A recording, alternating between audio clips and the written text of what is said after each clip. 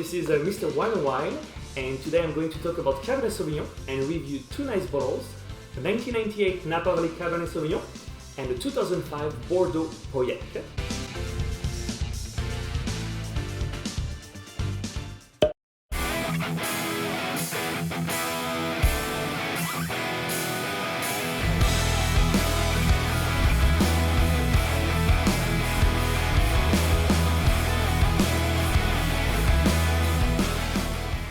So today, me and my wife are celebrating our anniversary. Congratulations! And we're having a nice beef brisket for the dinner.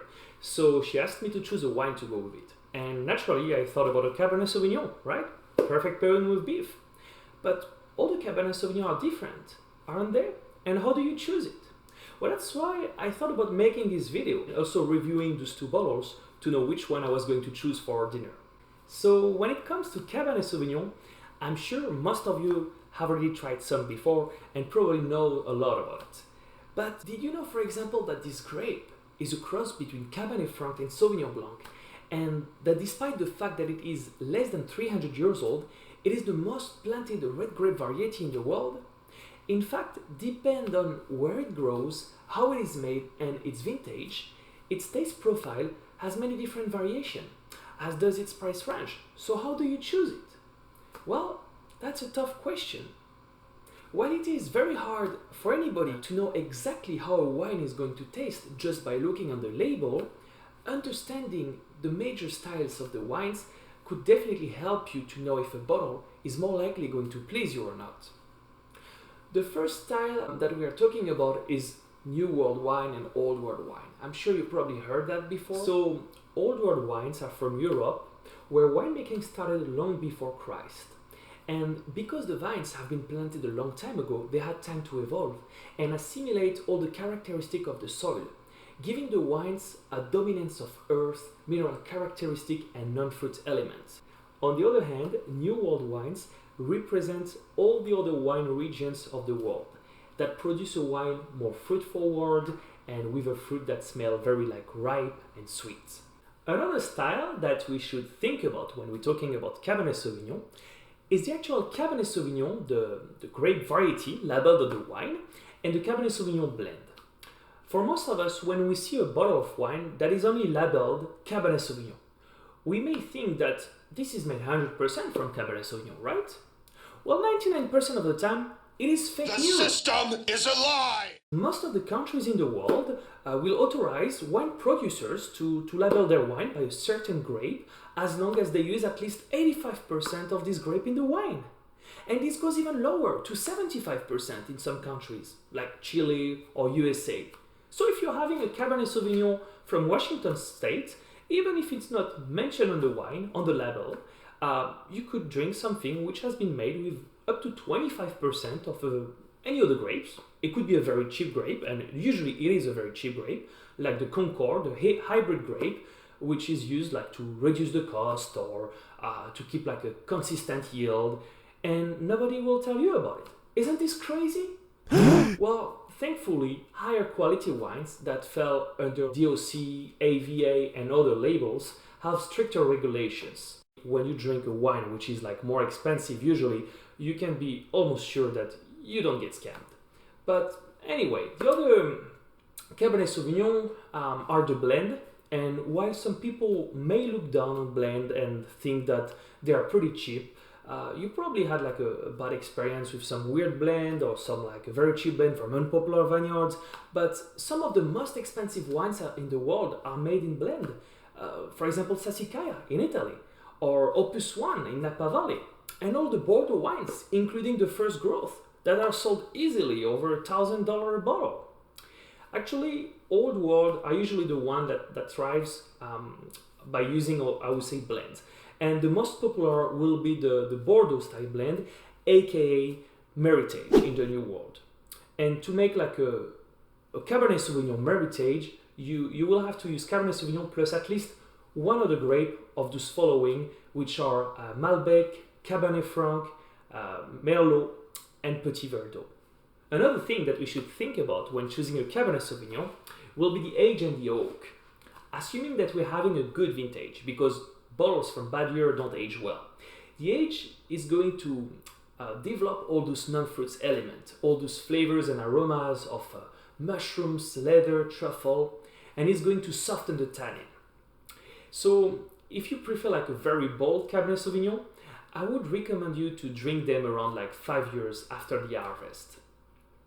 The oak will also help like to soften the tannins, and will also add like some new like notes and flavors like vanilla or baking spice or smoke. So if you don't like those kind of flavors, you should definitely think about it, because most of the Cabernet are actually aged in oak. In my opinion, unless I have a meal that fits perfectly this kind of young and powerful Cabernet Sauvignon, I usually prefer lighter style and older wines like from Bordeaux or Napa Valley that has some oak but soft tannins. Which brings me to my favorite part of this video, reviewing those two bottles that we talked about earlier. So today we're gonna have a 1998 Napa Valley Cabernet Sauvignon Reserve that I bought directly from Gross Vineyards versus Réserve de la Comtesse Pauillac 2005, a very great year from Bordeaux, from one of the best producer, Château Pichon Longueville. So I would normally recommend to decant those wine before serving them, but since I'm just gonna have like a little tasting just to see which one I'm going to choose for dinner of tonight, I'm going to use my Coravin and pour a little bit of each, and then let it breathe about 10 minutes to have them like open up a little bit. So let's pour first this one.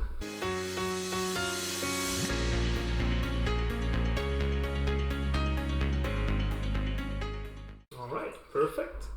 So we'll let them breathe a little bit, and I'll see you in 10 minutes. A few moments later. So here I am back with you to try those wines. I've been looking forward during those last 10 minutes, believe me. So let's start with this one, the Pauillac. Beautiful color, dark in the center, garnet on the edge. Some very nice thin legs. What about the nose? This is amazing. It's floral, it has a hint of mint, blackberry, cassis, blackcurrant, a lot of complexity. The oak, I get some mocha, leather, forest floor, smoke. Let's try it.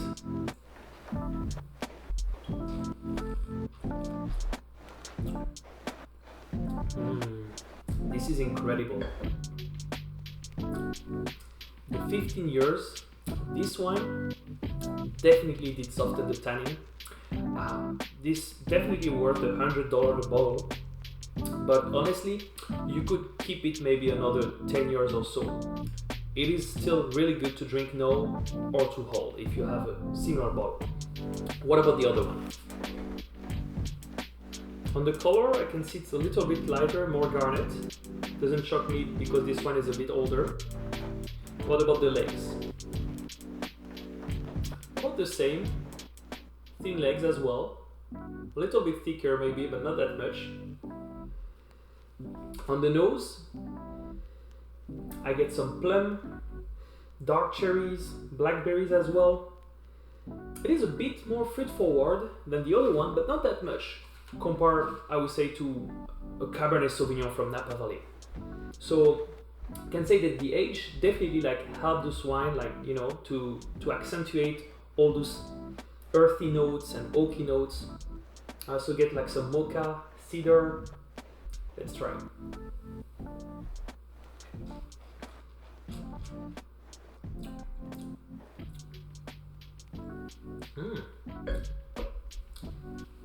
It's really good.